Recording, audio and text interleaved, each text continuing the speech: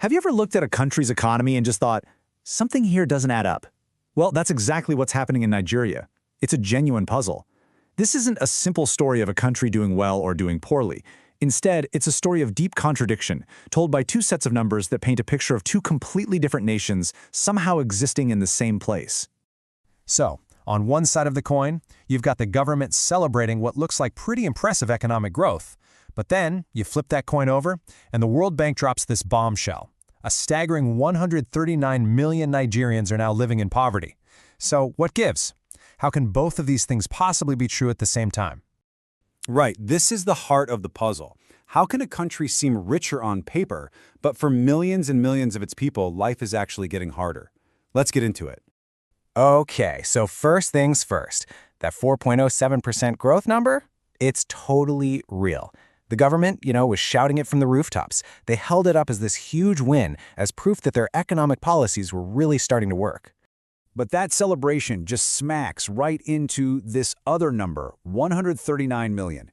And to really let that sink in, think about this. Just a few years ago, about 4 out of 10 Nigerians were considered poor. Today, it's at least 6 out of 10. That's not just a statistic, it's a massive, heartbreaking increase in human suffering. So again, how is this possible? This isn't some kind of trick question. The numbers on both sides are, for the most part, correct. The real answer is all about what we're measuring, and, maybe more importantly, what we're completely missing. To figure this out, we've got to pop the hood on the economy and take a look at the engine itself. We need to talk about gross domestic product, or GDP, and what that number actually tells us. And listen, this part is absolutely crucial. GDP is all about measuring the total output of an economy. Think of it like a giant cash register for everything produced, all the oil drilled, all the tech services sold, all the new roads built. What it is not, and what it was never designed to be, is a report card on how the average family is doing. It doesn't tell you if people can afford groceries. So when you actually break it down, you see where that growth is coming from, and surprise, surprise, it's super concentrated. The big wins are in sectors like oil, finance, and telecommunications. These are industries that need a ton of capital to run, are dominated by huge companies, and frankly, they don't employ that many people relative to the whole population. Now, you'll often hear about something called GDP per capita. It's simple math. You take that whole economic pie and you divide it equally among every single person in the country. In Nigeria's case, that comes out to about $1,200. It's supposed to be an average measure of wealth. But, and this is a really big but, that average is basically a work of fiction. Yeah, this quote just nails it. Averages lie. They're pretty much useless when you're talking about a country with such massive extremes. I mean, think about it. That $1,200 figure doesn't describe the life of a billionaire in Lagos, and it sure doesn't describe the life of a struggling family up in Kano. It describes almost no one's actual real life. Okay, so if all that economic growth wasn't trickling down to most people, what was hitting them? Well, that's where we get to the government's big gamble, a series of huge, bold economic reforms that, unfortunately, kicked off a brutal cost of living crisis. And you can see the cause and effect play out pretty clearly here. Back in May 2023, the new administration got rid of a really popular fuel subsidy and basically let the currency, the Naira, find its own value on the market. Now the idea was, hey, this will free up a ton of money we can use for other things. But the immediate result?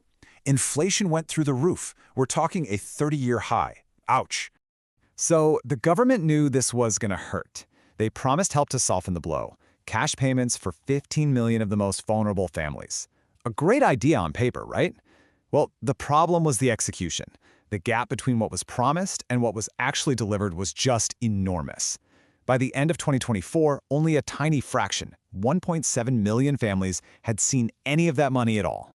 And all of this brings us right back to the central issue, doesn't it? What happens when the official report card, the one that says A+ for the economy, just doesn't line up with what millions of people are experiencing in their daily lives? Well, from the government's perspective, like in this quote from President Tinubu, the message was clear. We're out of the dark tunnel. The basic argument was that the pain was a necessary evil, that the worst was behind them, and that these tough reforms had finally put the country on the right, more stable track. But, that official story got a lot of pushback. Take the currency, for example.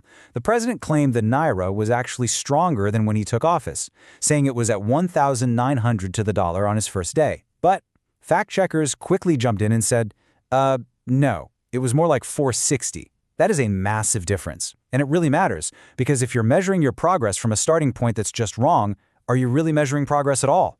And if you want to understand the impact on a really human level, just look at this chart. When the price of food jumps by over 40%, and you're in a household that already spends 70 cents of every single dollar just on eating, well, that's not just a tough time. That is an absolute catastrophe. There is literally nothing left over for anything else.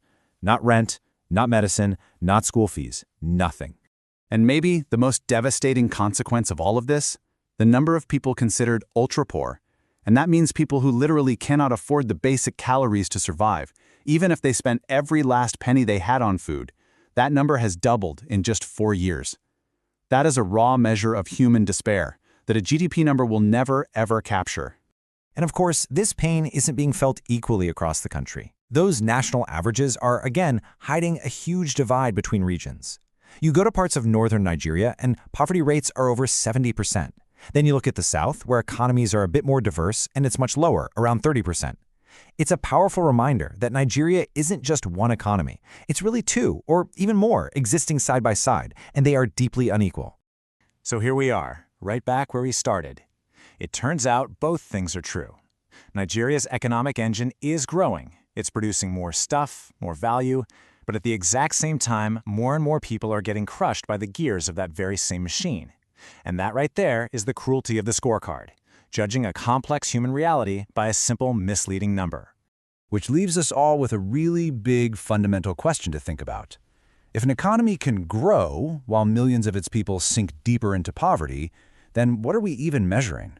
What is the true measure of a nation's wealth?